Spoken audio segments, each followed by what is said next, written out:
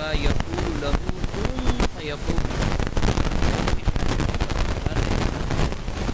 والذی وہی رب الجلال ہے خالق کائنات جل وعلا یحیی و یمیت جو زندگی بھی عطا فرماتا ہے اور موت سے بھی بچاتا ہے مالک ہے حیات و ممات کا فإذا قضا امرا جب بھی وہ کسی چیز کا فیصلہ فرماتا ہے فإنما یقول له کن تو وہ صرف ارشاد فرماتا ہے ہو جا یقون چیز ہو جاتی ہے۔ پچھلی آیت برکہ میں آپ نے یہ پڑھا رب کائنات جل وعلا نے اپنی شان ربوبیت کا اظہار فرماتے ارشاد فرمایا وہ اللہ ہے والذی خلقکم من تراب ثم من نطفہ ایک پروسیس کا ذکر کیا تھا پہلے کیا تھا پھر کیا تھا پھر کیا تھا پھر کیا تھا۔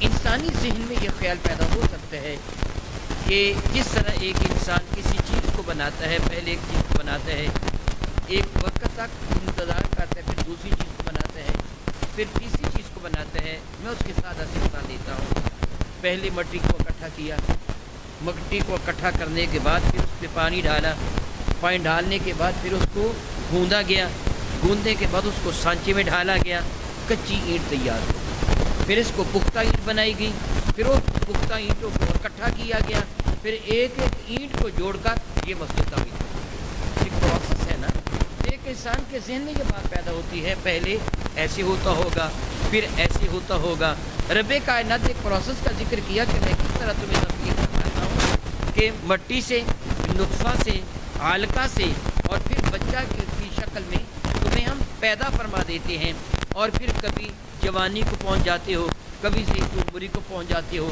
کبھی پہلے بہت سے ہم کنار کرتے جاتے ہیں انسان سوچتے ہیں یہ سارا کارخانے کو در چلانے کے لیے معلوم کتنے لوگوں کی ضرورت ہوگی کتنا مٹیریل اکٹھا کرنا ہوگا جس طرح دنیا میں ایک عادت ہے رب ذوالجلال فرماتا ہے نہیں کچھ بھی نہیں جب میں کسی چیز کا ارادہ فرماتا ہوں حکم دیتا ہوں چیز ہو جاتی ہے اپنی قدرت کے اظہار فرماتا ہے والذی یحیی و یمیت رب کائنات جل وعلا ذات بابرکات ہے جو زندگی بھی عطا فرماتا ہے اور موت سے ہمکنار فرماتا ہے فإذا قضا امرا فإنما يقول له كن فيكون جب وہ کسی چیز کا فیصلہ فرماتا ہے تو اس کو حکم دے دیتا ہو جانے کا چیز ہو جاتی ہے نہ مادہ نہ میٹیریل نہ انجینئر نہ آرکیٹیکٹ نہ مزدور نہ معمار کچھ بھی نہیں بس حکم دیتا ہے چیز ہو جاتی ہے۔ ارشاد فرماتے ہیں الم ترى الى الذين يجادلون في آیات اللہ انا یصرفون تو کیا الم ترى کیا تم نے نہ دیکھا یہ تم دیکھ رہے ہو دیکھو صورتحال کیا ہے الی الذین ان لوگوں کی جانب کہ یجادلون فی آیات اللہ کہ جو جھگڑا کرتے ہیں اللہ تعالیٰ کی آیتوں میں دلائل قدرت پہ بحث کرتے ہیں یہ استفہام انکاری کا تم نے نہیں دیکھا یعنی یقیناً تم دیکھتی ہو ان لوگوں کی جانب کہ جو الذین وہ لوگ یجادلون جو جھگڑا کرتے ہیں فی آیات اللہ اللہ تعالیٰ کی آیتوں میں انا یصرفون وہ نادان کہاں بھٹک رہے ہیں اللہ کی آیتوں میں جھگڑا رب کے فیصلوں پر اعتراض معاذ اللہ رب کی تخلیق پہ نقائص رب کے انتخاب پر اعتراض اللہ یعوذ باللہ تعالی اللہ یعوذ باللہ تعالی اللہ یعوذ باللہ تعالی اللہ یعوذ باللہ تعالی میں ایک معمولی سا انسان میں کسی چیز کو منتخب کرتا ہوں تو سوچ بچار کے منتخب کرتا ہوں میں جب منتخب کرتا ہوں تو دیکھتا ہوں آپ بھی تو ایسے ہی کرتے ہیں نا آپ نے بازار سے کوئی چیز خریدنی ہو نا تو آپ کا انداز کیا ہوتے ہیں اگر آپ نے کوئی پھل دیکھنا ہے تو ایک ایک پھل کو اٹھا کر منتخب کرتے ہیں یہ میرے لائق ہے کہ لائق نہیں ہے ایسے ہے یا نہیں اگر آپ نے لباس خریدنا ہو تو آپ منتخب کرتے ہیں اب عیب والا لباس پسند نہیں کرتے عیب والا پھل پسند نہیں کرتے عیب والی شے پسند نہیں کرتے مثال نہیں دی جا سکتی گستاخی ہے اللہ تعالیٰ کے ساتھ مخلوق کی مثال دینا سمجھانے کے لیے کہہ رہا ہوں وہ تم اپنے لیے تو عیب والی شے منتخب نہیں کرتے تو رب نے عیب والی شے اپنے لیے رسول منتخب کر لی ہے اللہ یعوذ باللہ تعالی جس کو رب کائنات نے منتخب کیا ہے بے سید رسول کے، رب کائنات نے بے عیب منتخب کیا ہے کہ رب کائنات تو خود خالق ہے، عیب بھی وہی تخلیق فرماتا ہے، خوبی وہی تخلیق فرماتا ہے۔ جب خالق ہی وہ ہے تو جس کو اپنا محبوب بنائے گا، جس کو اپنا رسول بنائے گا، تخلیق تو اسی نے کیا ہے، اس میں عیب کیسے رکھے گا؟ گویا ان عقل کے اندھوں کو رب کائنات جل والا احساس دلا رہا ہے، تم اس رسول کا انکار کر رہے ہو، ان میں عیب نہ کر رہے ہو۔ آیات الہیہ میں قرآن کریم اللہ کا کلام ہے، یہ بندے کا گھڑا ہوا نہیں ہے، تو اللہ معاذ اللہ تعالیٰ ثم معاذ اللہ تعالیٰ عیب کی نسبت اگر رسول کی جانب کرتے ہو، اللہ کے کلام کی جانب کرتے ہو، تو حقیقت میں یہ عیب رسول کا نہیں نکال رہے ہو، اللہ کے کلام کا نہیں، خود خالق کائنات کا عیب نکال رہے ہو۔ کہاں عقل کے اندھے تم بنے ہوئے ہو، اس خالق کی جانب عیب کی نسبت کرتے ہو۔ معاذ اللہ تعالیٰ ثم معاذ اللہ تعالیٰ، سبحان اللہ عما یصفون، اللہ تعالیٰ کی ذات بہت سبحان ہے ان سب باتوں سے جو یہ برے وصف اللہ تعالیٰ کی جانب منسوب کرتے ہیں۔ فرماتے ہیں الذین کذبوا بالکتاب، الذین یہ وہ بدبخت ہیں جن کا تذکرہ کیا جا رہا ہے کہ یجادلون فی آیات اللہ، جو اللہ کی آیتوں میں جھگڑنے والے، ان کی دوسری بری صفت کیا ہے؟ الذین کذبوا بالکتاب، یہ وہ بدبخت ہیں جو جھٹلاتے ہیں اللہ تعالیٰ کی کتاب کو، قرآن مجید فرقان مجید کو بھی۔ اور یہ صرف میرے کریم آقا رسول عربی شفیع معظم رحمت کون و مکان کے زمانے کے کافر نہیں، سارے کافر ہی ایسے، وہ کسی بھی نبی کا انکار کرنے والے، کسی نبی کے صحیفہ کو، کسی نبی کی کتاب کا انکار کرنے والے، سارے کے سارے کافر برابر ہیں۔ الحمدللہ تعالیٰ ثم الحمدللہ تعالیٰ ثم الحمدللہ تعالیٰ، رب کائنات یہ تیرے احسان اور تیرے کرم کا صدقہ ہے کہ تو نے ہم کو ایمان کی دولت عطا فرمائی۔ ہم حضرت آدم سے لے کے اپنے کریم آقا کی تشریف لانے والے کسی بھی نبی کا انکار نہیں کرتے، سارے رسولوں کو مانتے ہیں، سارے نبیوں کو مانتے ہیں۔ اللہ تعالیٰ نے جن کتب و صحائف کو نازل فرمایا ان سب کو مانتے ہیں، اور یہ سارا کا سارا ایمان پہلے انبیاء پر اور پہلی کتابوں پر ہمارا اجمالی طور پر ہے۔ میرے اور آپ کے کریم آقا تاجر اربوجم شفیع معظم رحمت عالم صلی اللہ تعالی وسلم سے عرض کیا گیا تھا، اے اللہ کے نبی علیہ السلام رسولوں کی تعداد کتنی؟ ایک روایت یہ ہے کہ میرے کریم آقا نے فرمایا 1,24,000۔ عرض کیا گیا رسول علیہ السلام ان میں رسول اعظم، میرے کریم نے فرمایا کہ عظیم بڑی تعداد 313۔ اس میں کمی بیشی بھی بعض روایت میں پائی جاتی، اس لیے تقریباً کا لفظ کہا جاتا ہے، تقریباً 1,00,000 تقریباً 24,000، یعنی 24,000 کے قریب۔ لیکن اس حدیث مبارکہ میں 24,000 کا فگر بھی ہے کہ 24,000، اور رسول نظام کی تعداد 315 کا فگر، نہ 313 کا فگر بھی ہے، اور دوسری روایت میں اس سے کمی بیشی بھی 315 بھی ہے۔ اور ان میں 27 انبیاء علیہ السلام وہ ہیں کہ جن کا نام رب کائنات نے قرآن مجید فرقان میں بھی ذکر فرمایا ہے۔ تو ہمارا ایمان سب پر اجمالی طور پر ہے، جتنے بھی انبیاء رب کائنات نے بھیجے، جتنے بھی رسولوں کی بعثت تشریف فرمائی، ہمارا سر تسلیم اللہ تعالیٰ کے حکم کے سامنے خم ہے، ہم سب کو مانتے ہیں۔ لیکن ان کو اجمالی طور پر کہ وہ ضرور تشریف لائے، وہ اللہ کے برگزیدہ رسول، ان میں سے کسی کی گستاخی اور انکار کفر ہے۔ لیکن جو تفصیلی ایمان ہے وہ ایمان میرے کریم آقا رسول رحمت حضور سید کون و مکہ محمد مصطفیٰ کریم پر ہے صلی اللہ تعالیٰ علیہ حبیب دائم ابدا، کہ یہ ہمارے رسول ہیں۔ تو اسی طرح پہلی کتابوں پر ہمارا اجمالی ایمان ہے، تورات ہے، زبور ہے، انجیل، لیکن قرآن کریم پر ہمارا تفصیلی ایمان۔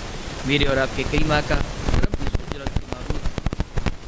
تاجدار اربوجم شفیع معظم رحمت کون و مکان صلی اللہ علیہ وسلم کی خدمت فیض درجت میں کیا گیا تھا، یا حبیب اللہ صلی اللہ علیہ وسلم، اگر کوئی یہودی، کوئی عیسائی ہمارے سامنے تورات یا انجیل کی کوئی آیا بارکہ پڑھ دے، حضور محبوب خدا صلی اللہ علیہ وسلم سے کیا گیا تھا کوئی آیا بارکہ پڑھ دے، اور وہ یہ کہے یہ تورات کی آیت ہے، یہ انجیل کی آیت ہے، تو اللہ کے نبی علیہ السلام ہم کیا کریں گے؟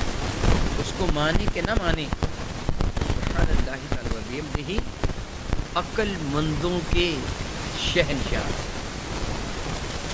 رب کائنات نے جن پر عقل فہم و شعور کو ختم کر دیا، وہ نبی فرمان لگے سنو، جب تمہارے سامنے کوئی آیت پڑھے اور کہے یہ تورات کی آیت ہے، یہ انجیل کی آیت ہے، تو تم جواباً یوں کہہ دو جو اللہ نے نازل فرمایا ہمارا اس پر ایمان ہے، جو اللہ نے نازل فرمایا ہمارا اس پر ایمان ہے۔ اگر اس کا کوئی حصہ اللہ تعالیٰ کا نازل فرمودہ اس پر ایمان ہو گیا، جنہوں نے اپنی طرف سے بنایا ہوگا، خود بخود انکار ہوگا کہ ہمارا ایمان اس پر ہے جو اللہ نے نازل فرمایا ہے۔ تو یہ اجمالی طور پر ہے۔ تفصیلی طور پر ہمارا قرآن مجید کے سامنے کی ایک قید کیا، ایک حرف پر ایمان، ایک حرف پر ایمان ہے کہ اللہ نے جو نازل فرمایا حق۔ ربی کی فرماتا ہے الذین کذبوا بالکتاب، وہ لوگ جن نے جھٹلایا اس کتاب ہدایت کو، وبما ارسلنا به رسولنا، اور جو کچھ ہم نے دے کے بھیجا تھا اپنے رسولوں کو۔ تو میں قبل ازیں عرض کر چکا ہوں کہ جو پہلے انبیاء علیہ السلام لے کے تشریف لائے، جو ان کا انکار کرنے والے وہ بھی کافر، جو میرے کریم آقا کے انکار کرنے والے وہ بھی کافر۔ اللہ کے قائل جل وعلا ارشاد فرماتے ہیں فسوف یعلمون، ان قریب ان کو پتہ چل جائے گا کہ حقیقت کیا ہے۔ ان قریب سے مراد موت بھی ہے، کہ جب انسان کو موت آتی ہے تو اسے پتہ چل جاتا ہے کہ میرا ٹھکانہ کہاں ہوگا۔ ایک روایت مبارکہ کا مفہوم بنتا ہے ایمان والے کو مرنے سے پہلے جنت میں اس کا ٹھکانہ دکھا دیا جاتا ہے، اور کافر کو مرنے سے پہلے جہنم میں اس کی قبر دے دی جاتی ہے۔ اسے پتہ چل جاتا ہے جب وہ مرنے والا ہوتا ہے کہ اس کے پاس فرشتہ کی شکل میں آتا ہے۔ ایک طویل حدیث مبارکہ ہے، اس کا اختصاراً مفہوم بنتا ہے کہ حضرت سیدنا ابراہیم علیہ السلام کی خدمت فیض درجہ میں حضرت اسرائیل علیہ السلام حاضر ہوئے تھے، اور آپ نے فرمایا تھا مجھے بتا کہ جب تو کسی کافر کی روح کو قبض کرتا ہے تو تیری حالت کیا ہوتی ہے؟ تو اللہ تعالیٰ کی اجازت و حکم سے اسرائیل علیہ السلام نے شکل بن کے دکھائی تھی۔ تو حضرت ابراہیم علیہ السلام نے دیکھ کر یہ فرمایا تھا کہ ان شکل کیسی تھی؟ روایات مقصہ میں آتا ہے، علامہ سیوطی نقل فرماتی ہے زمین سے لے کے آسمان تک آپ کے سامنے ایک بڑا لمبا سفر کا ایک ایسا شخص کھڑا تھا کہ جو نہایت ہی محیب شکل تھا، جس کی شکل بڑی ہیبت والی ڈرونی شکل تھی۔ معاذ اللہ تعالیٰ ہر بال کی جڑ میں ایک سر باہر نکلا ہوا تھا جس سے آپ کے گولے نکل رہے تھے، اور اتنی ڈرونی شکل تھی کہ آپ نے گھبراہٹ روتے ہوئے بدو کی طرف فرما دیا، اور اس کے بعد کہا کیا اسرائیل دوسری شکل میں آ جاؤ۔ تو اسرائیل اتنی ساری شکل آ گئے۔ پھر آپ فرمانے کے مجھے دکھا کہ جب تو ایمان والی کو اس کا جب آ گیا ہے اللہ تعالیٰ کے حکم اور اجازت سے حضرت اسرائیل علیہ السلام کے دوسری طرف فرمائیے آپ نے دیکھیے دیکھا کہ اتنا حسین و شخص کرا تھا کہ اتنا حسین نہایت ہی خوبصورت لباس اور بڑی ہی پیاری خوبصورت داڑھی اور بدن انور سے خوشبوئیں پھوٹ رہی تھی۔ تو اب دیکھ کے مسکرا کے ہم لگے کہ اسرائیل مجھ کو اللہ کی قسم اگر کافر کو عذاب نہ بھی ملنا ہوتا تو تیرے دیکھ رہے نہ ہی اس کے لیے کافی تھا، ایمان والے کو کچھ اور نہ بھی ملنا ہوتا تو تیری زیارت کی اس کے لیے کافی۔ تو یعنی مرنے والے کو پتہ چل جاتا ہے کہ اسرائیل کس شکل میں اس کا ٹھکانہ کہاں ہوگا۔ فسوف یعلمون، ان قریب ان کو پتہ چل جائے گا، اور پھر قبر میں جا کے تو حقیقت کھل کے سامنے آ جائے گی، اور پھر قیامت کو اللہ تعالیٰ جل وعلا کی جانب سے جو عذاب ملے گا معاذ اللہ تعالیٰ سماد اللہ تعالیٰ اس سے اپنی پناہ میں فرماتے ہیں اللہ یعوذ باللہ۔ پھر کیا ہوگا؟ اذ الاغلال فی اعناقہم، اللہ یعوذ باللہ، اغلال توق، جب توق ہوگا فی اعناقہم ان کی گردنوں کے اندر، استغفر اللہ، والسلاسل، اور زنجیریں ہوں گی، یسحبون، جن کے ساتھ ان کو گھسیٹا جائے گا، اللہ تعالیٰ کو گلوں میں لعنت کا توق تو دنیا میں بھی ہے اور آخرت میں تو ہوگا ہی۔ جو کافر ہے اس کی گردن میں لعنت کا توق ہے، ایمان والے کے لیے جملہ نہیں کہا جا سکتا، ایمان والے پہ اللہ تعالیٰ کی رحمت ہوتی ہے۔ کافر کے گلے میں لعنت کا توق ہے، شیطان کے گلے میں لعنت کا توق ہے۔ قیامت کے دن جہنم کی آگ کا توق اس کی گردن معاذ اللہ تعالیٰ۔ والسلاسل، سلسلہ قبل ذی کئی مرتبہ یہ ہو چکی ہے، زنجیر، پابند سلاسل کر دیا، زنجیروں میں جکڑ دیا، مطلب سلاسل، اور زنجیریں ہوگی، یسحبون، ان کو گھسیٹا جائے گا ان زنجیروں کے ساتھ. استغفر اللہ ربی. روایات مقصر میں آتا ہے زنجیروں میں ان کو پرو دیا جائے گا. منہ کے راستے سے جہنم کی آگ. گویا وہ زنجیر لوہے کا ہے کہ جس کو جہنم کی آگ میں اتنا گرم کیا گیا کہ وہ خود آگ کا بن جائے. منہ میں داخل کر کے پخانے کے راستے سے اس کو کھینچا جائے گا اور پھر اس کے بدن کے گرد گرد لپیٹ دیا جائے گا اور پھر اونھے منہ گرا کر ذلت کے ساتھ اس کو گھسیٹا جائے گا. استغفر اللہ. اللہ کے کائنات ارشاد فرماتے ہیں یسحبون ان کو گھسیٹ کر لے جایا جائے گا فی الحمیم. حمیم اسی سے لفظ حمام ہے اور ہم غسل خانے کو لفظ حمام سے تعبیر کرتے ہیں. حمام کا معنی ہوتا ہے گرم پانی. ہم غسل خانے کو اس لیے حمام کہہ دیتے ہیں کہ وہاں گرم پانی کا انتظام عمومی طور پر اس بنا پہ. فرماتے ہیں فی حمیم گرم پانی میں ان کو گھسیٹا جائے گا. استغفر اللہ ربی. ثم پھر فی النار یحجرون ان کو آگ میں جھونک دیا جائے گا. یحجرون فی التنور تنور کے اندر آگ بھر دینا, ایندھن بھر دینا. پھر ان کو جہنم میں ڈال دیا جائے گا, جہنم میں جھونک دیا جائے گا. جس طرح تنور میں, تنور عربی زبان کا لفظ ہے, جس طرح تنور میں آگ ڈالی جاتی ہے, ایندھن ڈالا جاتا ہے, اس طرح کافروں کو جہنم میں ڈال دیا جائے گا. استغفر اللہ. کتنا شدید عذاب جو میں پہلے بتا چکا ہوں. زنجیروں میں یوں پرو کر ان کو جکڑ کر گھسیٹ کر کبھی ابلتے ہوئے پانی میں ڈالا جائے گا اور کبھی جہنم کی بڑھتی ہوئی آگ میں ڈالا جائے گا. سوچیے ذرا, اتنا شدید ابلتا ہوگا, اتنا شدید ہوگا پانی. مائع حمیم. جب وہ پانی کسی برتن میں, وہ برتن بھی جہنمی کا ہوگا نا, معلوم نہیں کیسا برتن, چہرے کے قریب لایا جائے گا تو اللہ فرماتا ہے یشفی الوجوہ بئس الشراب.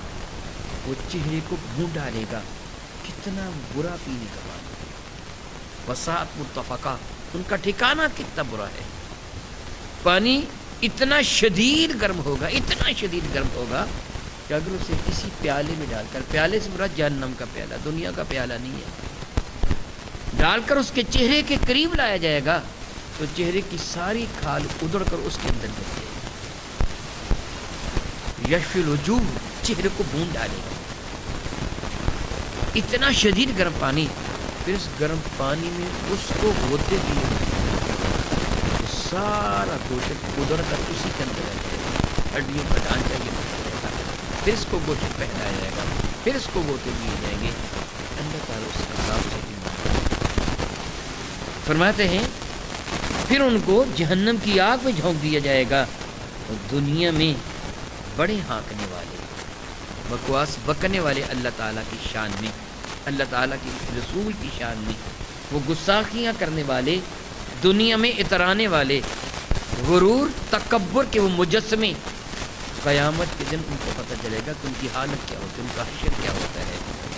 اشارہ گرامی قدر فرماتے رب قائل جل وعلا ثم قیل لهم پھر ان کو یہ کہا جائے گا اینما کنتم تشرکون کہاں ہیں وہ تمہارے شریک جن کے تم رب کے مقابلہ میں پوجا کرتے تھے. بلاؤ اپنے بتوں کو, پکارو ان معبودان باطلہ کو, کہیں وہ تمہاری بات کو سننے کے لیے آ جائیں. ثم قیل لهم پھر اس سے کہا گیا یعنی کہا جائے گا اینما کنتم تشرکون کہاں ہیں وہ جن کو تم شریک ٹھہرایا کرتے تھے من دون اللہ اللہ تعالیٰ کے مقابلے میں, کہاں ہیں وہ جن کو تم اللہ کے مقابلے میں شریک بنایا کرتے, لات منات عزا, یہ جعلی رب جو بنائے بیٹھے تھے. ہندو معلوم نہیں کتنے وہ جعلی رب گھڑے بیٹھے ہیں, کافروں نے کتنے بت بنا رکھے ہیں. پوچھا جائے گا کہاں ہیں وہ, قالو وہ جواباً کہیں گے ضلوا عنا وہ ہم سے گم ہو گئے, پتہ ہی نہیں وہ کہاں جہنم میں جا رہے ہیں. انکم وما تعبدون عذاب جہنم تم اور جن کی تم پرستش کرتے ہو سارے جہنم کا ایندھن بنا دیے گئے. معاذ اللہ تعالیٰ یعنی اس سے مراد بت ہیں. اگر یہودی حضرت عزیر یا عیسائی حضرت عیسیٰ علیہ السلام کی پرستش کرتے ہیں تو ان کو سزا ملے گی. وہ تو اللہ کے محبوب ہیں, حضرت عیسیٰ علیہ السلام تو اللہ کے نبی ہیں, حضرت عزیر تو اللہ تعالیٰ کے نبی ہیں, لیکن کافر جن بتوں کو پوجتے تھے ان بتوں کو جہنم میں ڈالا جائے گا. بعض علماء کرام یہ بھی ارشاد فرماتے ہیں سورج اور چاند بھی جہنم میں جائیں گے، لیکن جہنم میں سزا پانے کے لیے نہیں، سزا دینے کے لیے جائیں گے. جس طرح میں قبل عرض کر چکا ہوں کہ جیل میں وہ قیدی بھی ہوتا ہے اور جیل کا سپرنٹینڈنٹ وہ بھی وہی ہوتا ہے، ایک سزا پانے کے لیے اور ایک سزا دینے کے لیے. تو کہیں گے ضلوا عنا، وہ ہم سے گم ہو گئے. یہ اس وقت ان کو سمجھ نہیں آ رہی ہوگی کہ وہ بھی جہنم کے قصہ میں جر رہے ہوں گے، یہ بھی جہنم کے قصہ میں جر رہے ہوں گے. رب کریم فرماتے ہیں نا کہ فاتقوا النار التي وقودها الناس والحجارہ، بچاؤ اپنے آپ کو اس آگ سے کہ جس کا ایندھن انسان بھی ہے اور پتھر بھی ہیں. یعنی وہ پتھر کے گڑے ہوئے بت وہ بھی جہنم میں جا رہے ہوں گے، یہ بھی جہنم میں جا رہے ہوں گے، لیکن ان کو ملیں گے نہیں. وہ کہیں گے ہم سے وہ گم ہو گئے، وہ تو اپنی مصیبت کو پڑے ہوئے ہیں کافر. رب کریم ارشاد فرماتے ہیں وہ کہیں گے بلکہ حق تو یہ ہے لم نکن ندعو من قبل شیئا، ہم اس سے پہلے کسی کی پوجا کرتے ہی نہیں تھے. ایک تو یہ انکار ہے کہ ہم تو معبودان باطلہ کی بتوں کی پوجا ہی نہیں کرتے تھے، اور دوسرے اعتبار سے گویا ہم نے کوئی آدمی کام کرے اور بڑی محنت و مشقت کے باوجود بھی وہ اپنے کام کو مکمل نہ کر سے وہ کہتا ہے یار میں نے پھر کچھ کیا ہی نہیں، حالانکہ اسے پتہ ہے میں نے کیا ہے، یعنی اس کا کوئی نتیجہ نکلا ہی نہیں ہے، بے فائدہ کیا جو کچھ کیا. ایک یہ صورت ہوتی ہے کہ کہتے ہیں ہم نے تو پھر کسی کو پوجا ہی نہیں ہے. کیا فائدہ اس پرستش کا کہ اگر ہمارے کسی کا بھی نہ سکے. فائدہ تو ایمان والوں کا ہے نا کہ انہوں نے اپنے رب کی پوجا کی تھی تو رب نے ان پہ رحمتوں کا نزول فرمایا. ہم نے کیا پوجا کی ہی نہیں پوجا، ہم تو جاہل بنے رہے، ہم تو عقل کے اندھے بنے رہے. دوسرے اس کا یہ معنی بھی ہو سکتا ہے. وہ کہیں گے بلکہ ہم نے تو کسی کی عبادت سے قبل کی ہی نہیں تھی. اگر انکار ہے تو پھر وہ انکار جس طرح وہ قدم قدم پہ انکار کریں گے شاید بچت ہو جائے. بصورت دیگر اپنی وہ اس حسرت کی وجہ سے کہ جو ان کے دنوں پہ شدید ترین حالت میں چھا چکی ہوگی، یہ کہیں گے گویا ہم نے تو پھر کسی کی پوجا کی نہیں، فائدہ ہی نہیں ہوا اس کی پوجا کرنے کا، تو پھر ہم نے تو کیا ہی کچھ نہیں. وعد اللہ تعالیٰ سبحان اللہ تعالیٰ رب کی فرماتا ہے قذالک یضل اللہ الکافرین، اور اسی طرح اللہ تعالیٰ جل وعلا گمراہی بھی چھوڑ دیتا ہے ان کافروں کو. اللہ یا تعالیٰ سبحانہ یا حق وہی ہے جو قبل عزیز بہت مرتبہ کہا جا چکا ہے کہ وَمَن يُضْلِلْهُ فَلَا هَادِيَ لَهُ، جس کو وہ گمراہی میں چھوڑ دے پھر سے کوئی ہدایت نہیں. احسان مانیے، سر جھکا دیجیے اس کے حضور، مولا تیرا کرم ہے کہ تو نے ہم کو ایمان کی دولت دی، اس کا احسان، اس کا کرم ہے. بندہ جو نماز ادا کرتا ہے نا حقیقت میں اپنے رب کا شکر ہے. اللہ تعالیٰ تیرا شکر، تیرا احسان ہے، تو نے کہیں مجھے ان بدبختوں کی صف میں شامل نہیں کر دیا کہ جن کا ٹھکانہ جہنم کی آگ. تیرا کرم ہے کہ تو نے ہمیں ایمان کی دولت عطا فرمائی، اپنی محبت عطا فرما دی، اپنے نبی کی محبت عطا فرما دی. رب ذوالجلال اپنے محبوب مکرم شفیع مرحوم کے صدقہ سے ہمیں زندہ رکھے تو ایمان کی حالت میں، ہمیں آخری سانس آئے تو ایمان کی حالت میں، قیامت کے دن اٹھیں تو ایمان والوں کے ساتھ ہمارا حشر فرمائے. آمین ثم آمین. او کما قال اللہ تبارک و تعالی واللہ تعالی اعلم باسرار کتاب.